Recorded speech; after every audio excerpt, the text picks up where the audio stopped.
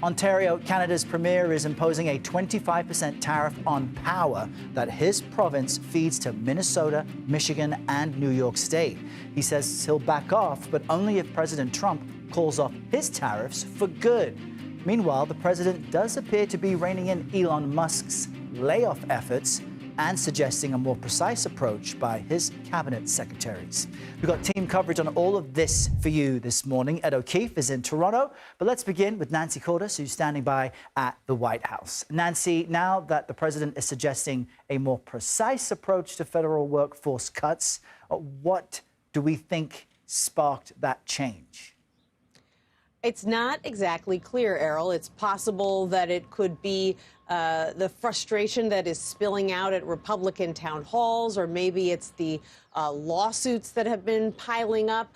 Maybe it's the stories that he's seen about workers who were doing their best and performing well and then found themselves on the chopping block. It's really hard to say what sparked this turnabout, but we do know that he met with most of his cabinet secretaries and Elon Musk yesterday here at the White House and told them, hey, you're in charge. You are the ones who decide whether someone is fired or kept, and Elon Musk is only here to make recommendations. That is a big switch, because up until now, we know from our sources that there have been times when cabinet secretaries tried to push back against some of those cuts that Musk and Doge were trying to make, and they were overruled.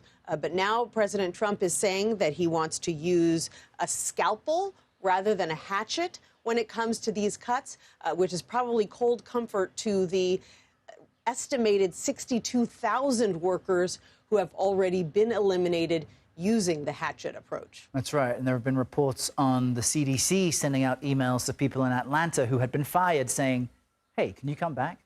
How then is Elon Musk reacting to this new directive, the scalpel approach? He had a two-word reaction on X, the social media platform he owns, where he just said it was a productive meeting. He did tell Republicans on Capitol Hill when he met with them yesterday that he doesn't have control over the cuts, that it's the cabinet secretaries who make the ultimate decision.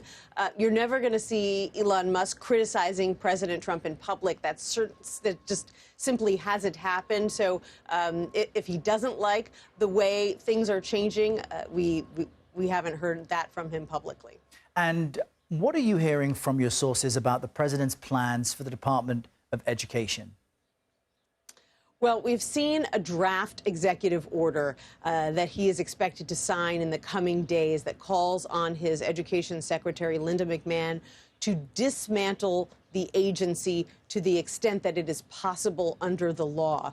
And that has left a lot of open questions, including who then, if anyone, distributes these major programs, these huge grant packages that go to every state in the country to help them educate kids in low-income areas, to help them educate kids with disabilities, who distributes the funds for Pell Grants and student loans.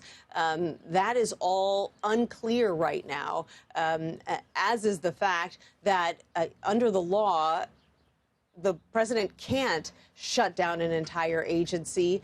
The Congress would have to do that because they created the agency, but he can do a lot of damage to the agency. He can hinder its ability to operate pretty significantly, as we've seen with USAID. So we want to see the fine print when this executive order is finally signed and see what happens to all those funds. All right, so much to keep track of. Nancy Cordes, great to have you across it all. Thank you very much.